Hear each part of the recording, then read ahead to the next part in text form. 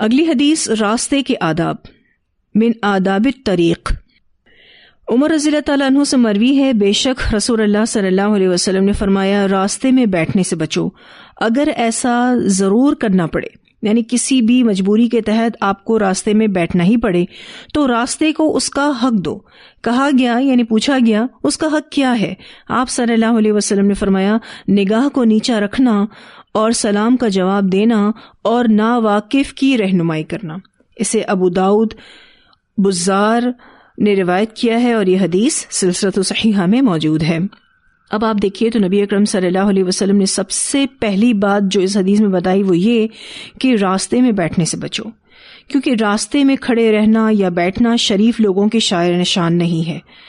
اور آپ دیکھیں تو جو بھی عام طور پر گزرنے والے لوگ ہوتے ہیں، اسپیشلی جو خواتین ہوتی ہیں، وہ اس بات سے بڑی ہی تکلیف محسوس کرتی ہیں، اور جو اجنبی لوگ ہوتے ہیں وہ خوف بھی محسوس کرتے ہیں کہ پتہ نہیں کون راستے میں لوگ بیٹھے ہوتے ہیں اور دیکھ رہے ہیں، ٹھیک ہے۔ اس لیے آپ صلی اللہ علیہ وسلم نے سب سے پہلی جو بات کہی وہ یہ کہی کہ راستے میں آپ کو بیٹھنا ہی نہیں ہے، آپ کو اس سے بچنا ہے۔ لیکن اگر کوئی مجبوری ہو جائے تو پھر آپ کو راستے کا حق دینا ہوگا، اور وہ حق یہ ہے کہ اپنی نگاہ کو نیچا رکھیں، یعنی اگر کوئی گزر رہا ہے تو اس کو دیکھیں نہ، ٹھیک ہے، اور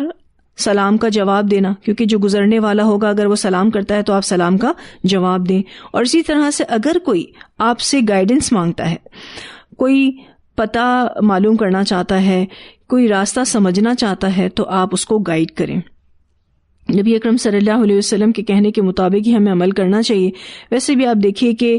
جو بیٹھنے کی جگہ بنائی جاتی ہیں عموماً وہیں پر ہی بیٹھا جائے، یعنی جو مرد حضرات بیٹھک لگاتے ہیں اپنی، تو ان کو ایسی جگہوں پر بیٹھک لگانی چاہیے جو واقعی اس مقصد کے لیے بنائی گئی ہیں، جیسے کہ پارکس ہوتے ہیں، گارڈنز وغیرہ ہوتے ہیں کہ جہاں پر اس طرح کی بیٹھک لگائی جا سکتی ہے، یا پھر کوئی ایسا ریسٹورنٹ ہوتا ہے، ریسٹورنٹ کے باہر کچھ اس طرح کی بیٹھک کا انتظام ہوتا ہے تو وہاں بیٹھنا چاہیے، ٹھیک ہے۔ ادروائز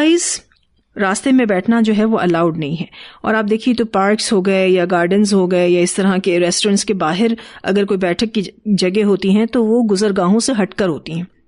ٹھیک ہے، وہاں پر جو لوگ گزرنے والے ہوتے ہیں ان پر نگاہ نہیں پڑتی، ٹھیک ہے جی۔ تو اگر کوئی مجبوری ہے تو ٹھیک ہے، آپ راستے میں بیٹھ سکتے ہو۔ مجبوری کس طرح کی ہو سکتی ہے کہ آپ کو کسی کا انتظار کرنا ہے تو لازماً آپ کو اپارٹمنٹ کے نیچے کھڑا رہنا پڑ رہا ہے، ٹھیک ہے، یا کسی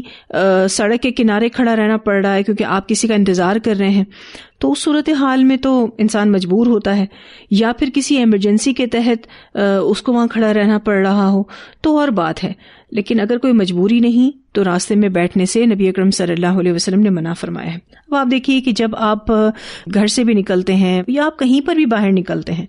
تو بعض دفعہ 2-3 لوگ مل کر جو ہے وہ ایک جگہ کھڑے ہو کر باتیں کرنے لگ جاتے ہیں اور وہاں سے لوگ گزر بھی رہے ہوتے ہیں، یہ مناسب بات نہیں ہے، ٹھیک ہے۔ اس طریقے سے راستے میں کھڑے ہو کر باتیں کرنا اور پھر زور زور سے ہنسنا، اور اس طرح سے آپ دیکھیے کہ بہت ساری ایسی نازیبا چیزیں ہو رہی ہوتی ہیں کہ جو مناسب نہیں ہے، یہ مسلمان کو زیب نہیں دیتی، ٹھیک ہے، خواہ وہ مرد ہو خواہ وہ عورتیں ہوں۔ جیسے کہ عموماً آپ دیکھیے کہ بعض دفعہ ایسا ہوتا ہے کہ 2 پڑوسن آپس میں باتیں کر رہی ہوتی ہیں، جو بھی سیڑھی وغیرہ سے اتر رہا ہے یا اوپر جا رہا ہے، کون دروازے کو کھول رہا ہے کون بند کر رہا ہے، یہ ساری چیزیں جو ہیں وہ نوٹس کی جا رہی ہوتی ہیں، کون آیا کون گیا، کتنی دیر میں آیا کتنی دیر میں گیا، یہ ساری باتیں جو ہیں وہ مسلمان کو زیب نہیں دیتی، ٹھیک ہے۔ اگر کسی ضرورت کے تحت آپ اپنے نیبرز سے کچھ لینے گئے ہیں یا کچھ دینے گئے ہیں تو بس آپ کا کام اتنا ہونا چاہیے کہ آپ وہ کام کریں اور اپنے گھر کو آ جائیں، ٹھیک ہے۔ اور اگر کوئی بات چیت کرنی بھی ہے تو پھر گھر کے اندر کسی جگہ بیٹھ کر بات کی جائے، ٹھیک ہے، تاکہ آنے جانے والوں کو پریشانی نہ ہو، کیونکہ باہر کھڑے ہونا، گھر سے باہر کھڑے ہونا اور اس طرح کی باتیں وغیرہ میں لگ جانا یہ آنے جانے والے لوگوں کو تکلیف دیتی ہیں۔ تو راستے کا ادب کیا ہے کہ راستے میں نہیں بیٹھنا ہے، لیکن اگر مجبوری ہے تو بیٹھ سکتے ہیں، پھر اس کا حق دینا ہوگا کہ نگاہ کو نیچا رکھا جائے، سلام کا جواب دیا جائے، اور اگر کوئی ناواقف ہے تو اس کی رہنمائی کی جائے۔ اگلی جو حدیث ہے اس میں بکریوں کو چرانے والے پیغمبروں کا بیان ہے۔ عبدہ بن حزن رضی اللہ تعالی عنہ سے مروی ہے، کہتے ہیں اونٹ والوں اور بکریوں والوں نے بڑھ چڑھ کر باتیں کی، یعنی مفاخرانہ باتیں کی، بہت زیادہ بڑی بڑی باتیں کی. اونٹ والے تھے، بکری والے تھے، لیکن بہت زیادہ بڑی بڑی باتیں کر رہے تھے. تو نبی اکرم صلی اللہ علیہ وسلم نے فرمایا موسیٰ علیہ السلام بھیجے گئے وہ بکریاں چرانے والے تھے، داؤد علیہ السلام بھیجے گئے وہ بھی بکریاں چرانے والے تھے، اور میں بھی مبعوث کیا گیا اور میں مکہ کے اجیاد محلہ میں بکریاں چراتا تھا. اسے بخاری نے روایت کیا ہے، اور سنن نسائی میں بھی یہ روایت آتی ہے، اور سلسلۃ صحیحہ میں بھی موجود ہے.